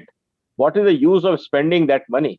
Instead of that, you better train 5,000 teachers, give them a technology to deliver, connect another 50 schools directly to them, and create a better platform of interaction between a competent teacher and the students. My point is that don't look into numbers just because there is no quality. So what we have to look at is that when we are talking of mass production or number of million teachers, who is controlling the quality? Even if you look into the skill development ministry, so many skill development programs are there. What is the quality? Are you simply distributing the certificates? Issue is quality. Issue is competency. Issue is not numbers. And that is my concern in the whole approach. Now, coming back to another important that Professor Arun Kumar is saying of the agriculture subsidy. Sir, I am not denying. Do you have money? Have you understand that how America gives money? Point here comes up is that everybody is saying give subsidy, give government spending, but nobody is telling how to generate the resources. Everybody is one side saying budget deficit is a concern. On the other side, we say we should give more money in the form of a subsidy. But none of the people, those who are saying spend more, is telling what is the source of money. And already 1/3 of the budget is going into servicing of debts, which is already Government of India has taken directly, indirectly. So my point here comes up is that, are we simply talking without having a balance sheet approach? How much we should go for education? Okay, I have no problem. We spend $1 billion extra. What is the return to the society? Forget about private sector. I'm saying return to the society. We are spending another $1 billion in agriculture research. Not a single new variety of wheat has come in last 10 years. Every year, billion means $10 billion. It is better I buy the seed from the private sector. Point here comes up is, where is the return on investment when we are talking of performance and competitiveness in India? At the same time, I do agree that there are vulnerable sections. We have to provide them a food subsidy. We have to give them a shelter. We have to give them a clothing. We have to give them a clean water. These are basics of life you do spend. I have no problem whatsoever. But point is, when you are talking of giving PSUs more money, what is the performance? Giving schools more money, what is the performance? We are giving more hospitals, what is the performance? So my point is that you give money, but where is the rate of return on that? Mr. Sardana will come on PSUs later, but coming on this subsidy, food subsidy, at one point of time, the BJP and the Congress, the opposition and the government today seem to be on the same page. Mr. Raman Singh went on to win several elections in Chhattisgarh on food subsidy, and inspired by him, the Congress party adopted the food security bill. So is the government today, the party in the which is the government today, is now doing away with the what you call with the whole idea of food subsidy? See, sir, you're right. There are two different things. Winning election and building nation are two different things. You can have a populist measure. You can buy the wheat at 100 rupees a kg to win the election. I have no problem. You will win the election, but you will ruin the country. The point here comes up is that, are we talking always for the political angle? Why Raman Singh is done or what XYZ CM has done? It doesn't matter. Point is that end of the day, was that good for India? That is the bottom line, not what CM does or what the party does or what the government does. End of the day, what is good for India? That should be the bottom line. No other criteria is important. Thank you, Mr. For making it so very lucid and clear, Mr. Sardana. Coming back to a very pertinent point which you made about PSUs being efficient and about skill development. The skill development this country and the official bank for this country is a PSU bank, and which has its server down, about 15 days a month. So that, it's a very ironic situation that we are talking about skill developments, which is being run and which is being funded, which is being financed by people, which are being, counted for, not being very efficient. But the fact also remains that PSU had their role in the development of this country. At one point of time when nobody wanted to do business in this country, it was the PSUs which did business in this country. And yes, if there are people who are wanting to do business in this country, enough people to do business in this country, the PSUs can get out of it. But coming back to Mr. Shiv Kumar, the whole banking, and the allegation with the charge with which Professor Arun Kumar made before he left the thing, that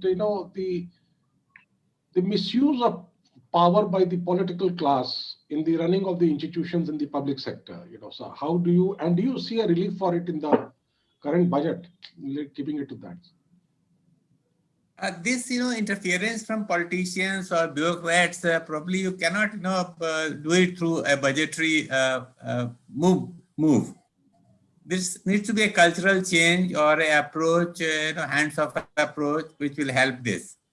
Having said that, in a society, it's not always possible to be completely isolated from the social forces. It's for the bankers to protect the interest of the organization, to safeguard and do what is right. And many bankers stand up to these things and don't, succumb to the pressure from politicians, etc. But when there is a policy matter, like, writing off the loans of farmers, or doing loan melas is a part of government policy, probably public sector banks cannot oppose that. They have to be a part of that. Government is the owner of the banks, and if their policies are to be implemented, we PSU bankers don't have a choice. Thank you, sir. Thank you so much. And coming back to Dhananjay, the whole idea of doing away with government from business, how much does it enthuse you individually and the capital market largely?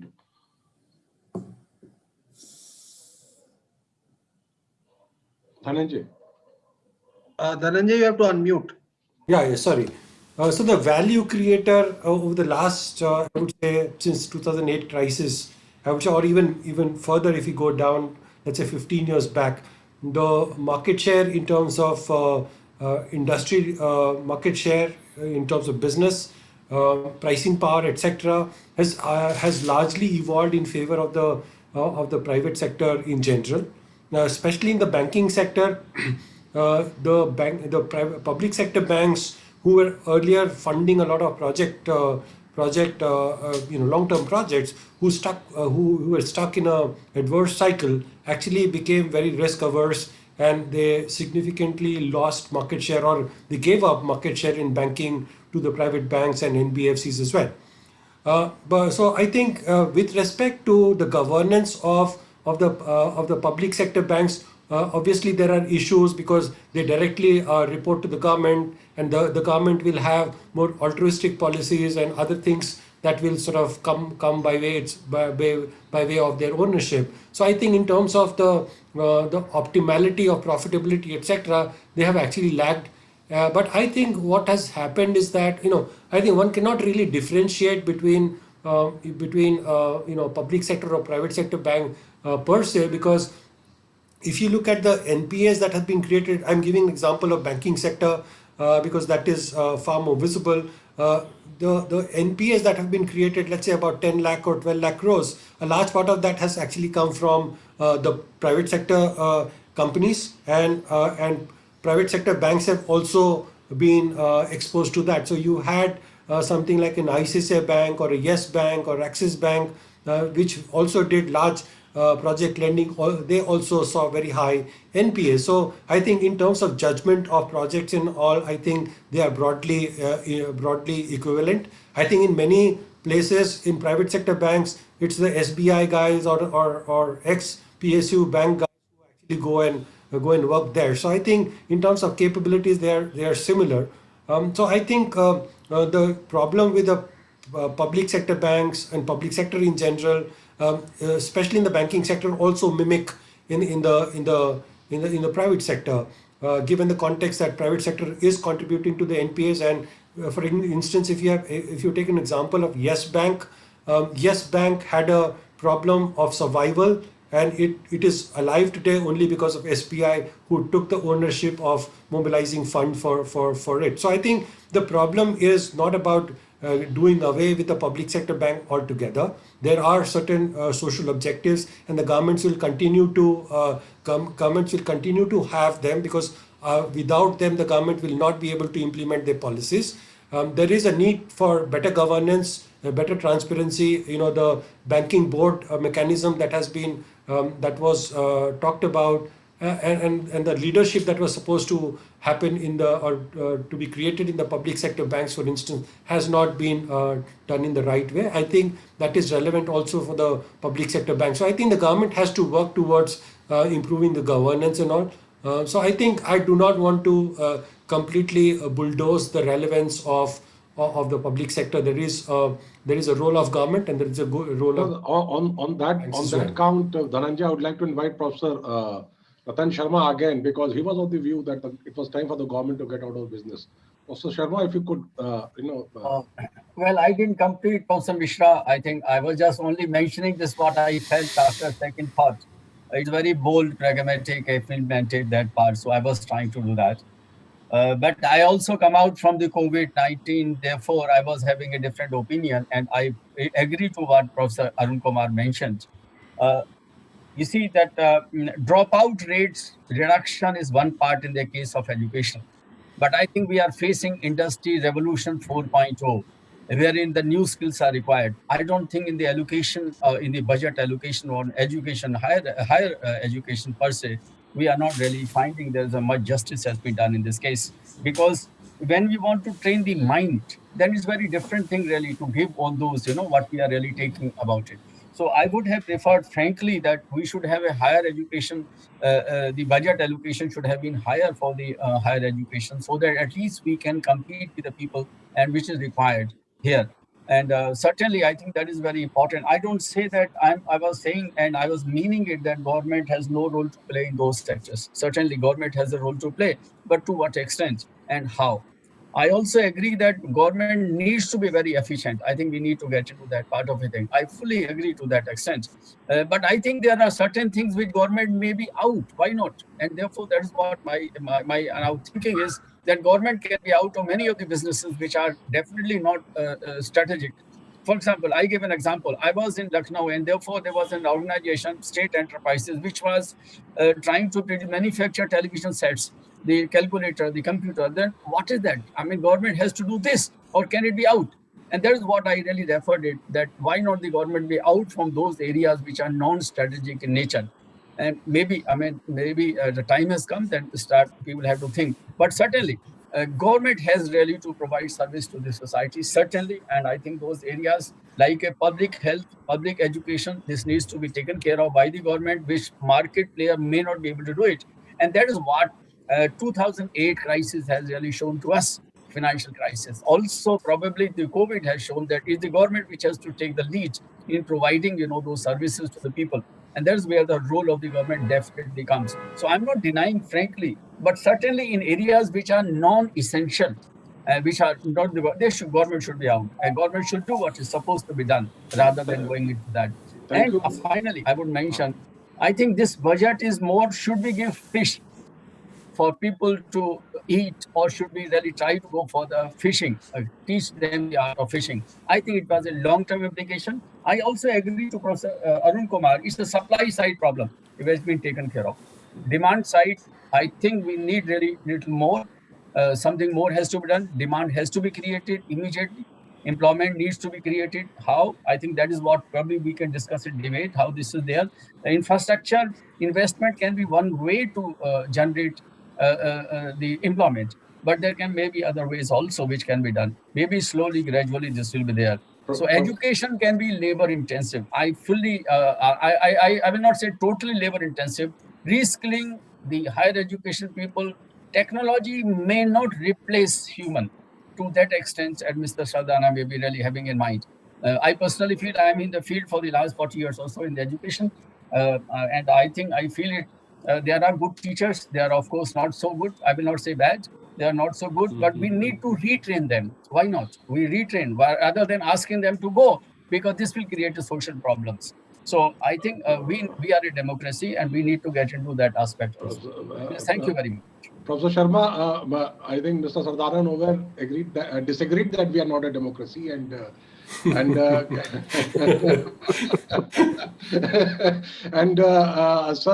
coming back to that Uptrons and Keltrons and Beltrons, about which you were talking, they were only replaced when we opened our economy in the 90s and we allowed the Sonys and the other brands to come into this country and do this thing. Sure. But Mr. Sardana, before we take, if we have time, we'll take some questions. But one question which I want to ask you, and which I was expecting somebody to raise during this course of this discussion, was how are we, the charge against the government, which is being brought by the opposition, is of crony capitalism. And I think it's a time that we addressed it. And what are the safeguards? That's also, if you could, talk on that. It's a very important point that, see, this is a very irony in this part of the world that we are still in the socialist mindset. If you go to the Western world today, they take pride when they say we have Apple, we have Google, we have IBM and all that. In India, many people say I have Reliance, I have Adani, I have Ambani, I have Tata. People say, this is crony capitalism. I don't know why. But point here comes up is that you cannot get away with these charges. It will always be there for a simple reason. I tell you, when I was a business head of Tetra Pak in India, any pollution related, any environment related issue, we were the targets. It is a nature of protest that you need a symbolism for protest. So what is the easiest thing? The biggest person is always the target. So this will continue. Targeting of the big brands will always continue. Whether you take environment, whether you take sociology, you take labor job, you take about technology, you take pollution, you take anything, you need one symbol to attack. So this will continue. So I'm not worried on that issue because I faced many of them and they had no justification. When you talk to them, those who talk about crony capitalism, I ask all the same people, if you feel that crony capitalism is so bad, please tell your all friends and relatives never apply for these companies. They are bad companies. Will they agree? They all want job there. But in public forum, in front of camera, they all want to become socialist and, social reformists. This is I will say that duplicate mindset, or I should not use the harsh words. I will say this is what we feel, that in our thinking, we are also corrupt because we are not honest in our action and thinking. There is a difference. And that is what I say, the common man's corruption is what he does and what he says, and there is a split in it. And this is a common man's corruption. Okay. So Dhananjay, you having heard Mr. Sardana, being putting out a very stout defense of, I would not say crony capitalism, but the capitalism that we have in our country. There's something called transparency data also, about which you people talk about, So do you want to react with something on that? You have to unmute yourself. I think very ironically, I think when the earlier government was there, people were talking about crony capitalism. And the reason why they need to go is that they were encouraging crony capitalism. We have actually come a full circle. Actually, we are actually now saying that crony capitalism is fine.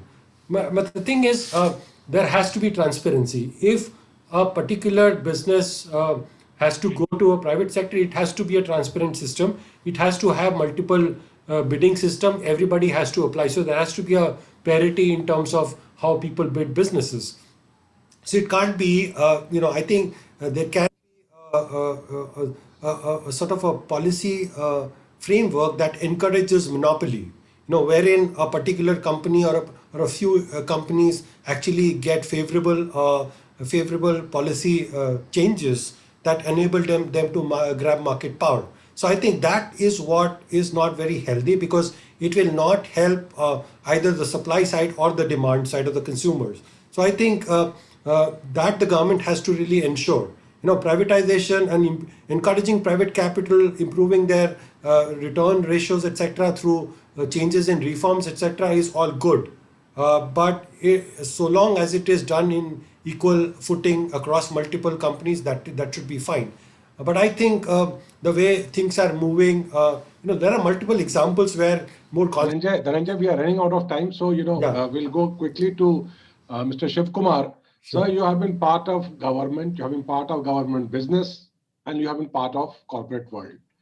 So are we reforming ourselves economically, socially, culturally to move to a better economic bracket? You will have to unmute yourself, sir. Mr. Shiv Kumar, you will need to unmute yourself. Yeah, sure. Thank you. Yeah, sorry. No, definitely we are progressing on all the fronts that you said. I mean, it takes time. India is a very large country. The progress is not visible, and it's a democracy also. In a democracy, you have to take along everybody. It's a big challenge. Even if you think something is right, you can't do it unilaterally. So it takes some time. But if you look at culturally or socially or economically, India has progressed hugely. Today, India is recognized economically as quite a strong power in the world. It is expected to be the third biggest economy in another 10 years or so. So that's not a small thing. Socially, if you look around, I mean, the number of people travel on flights these days, or the kind of living we have even in villages, every item is available in rural areas. The best of vehicles now run in rural areas in many parts of India, not everywhere. So we are improving definitely. Socially, of course, we are, since the economy is progressing, we are progressing. The social changes are taking place. Some social changes are considered not correct also by certain section of society. Those things will continue to happen. But in final analysis, I would say India has done quite well. India is continuing to do well. And the present, weather that we are facing will definitely overcome this, and much better days are ahead. Thank you, Mr. Shiv Kumar. And you saying that, about the vehicles in the rural area would make Mr. Anand Mahindra very, very happy, given the popularity of his Mahindra vehicles in the rural area. And actually, there was a case study which was talked about somewhere that, if that can be an indicator of, some kind of the vehicles in the rural area. But again, then, some people say that why is prosperity, about this whole farm laws, that why is this prosperity in rural area being now contested, by bringing this law, and why should, people, prosperous farmers be targeted, prosperous farming communities be targeted. So yes, we are a democracy, and these discussions will happen, and this is very, very healthy for democracy, that we can sit on a platform like this and discuss all the points. Sir, can I add up here just to clarify what you said? Just to add up. Yeah. This rural prosperity is on taxpayers' money, that is FCI. It is not because of market forces. Please keep that factor in mind. Okay, that point well taken, sir. The point is well taken, and probably Professor Ajay Kumar is not, Arun Kumar is not here. He would have countered you on that. Anyway, not getting into that, but we have had a very lively session today, and thanks to the Vivekananda Institute of Professional Studies, Technical Campus, the Delhi School of Business, Professor Thakur, his team, our chairman, Dr. S.C. Vats, who took out time to be here with us for this, and he sat through the whole session, and all the eminent panelists that we had here. And I must also thank our media partners, the Pioneer newspaper and Financial Express, for having given space to us and having promised to give more space to the report of this event. So I think Dr. Thakur has just joined us. He has joined us. He has not even a month old in our institution. And I think what he's capable of doing is already reflecting. So Dr. Thakur, do you want to conclude or add something, or do we?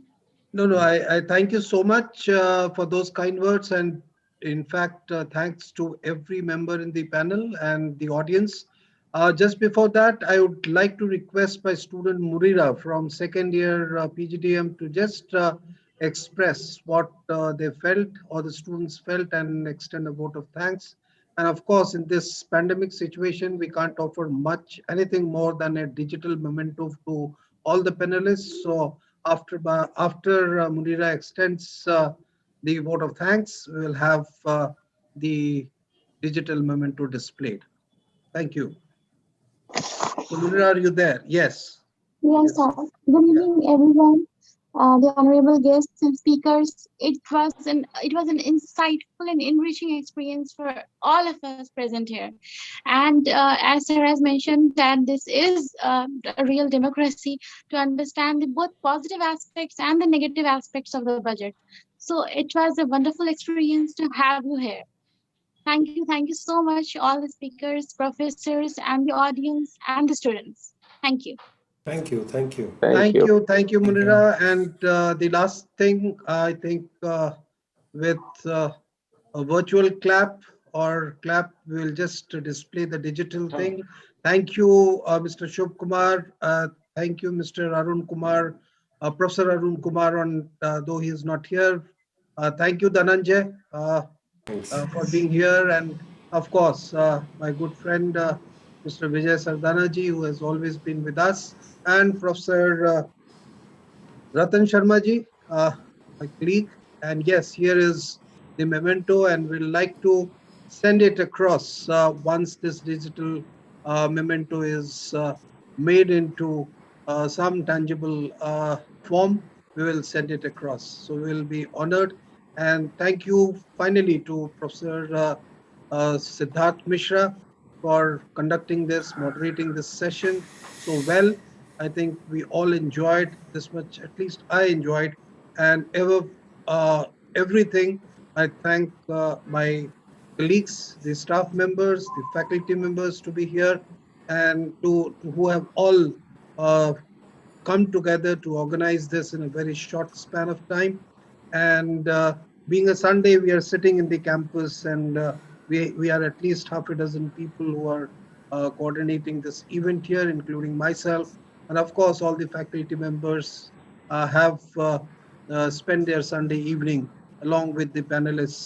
So, and thank you, my dear friends, my students. Thank you, all colleagues from the Vivekananda Institute of Professional Studies. Thank you, all the invited guests who are here.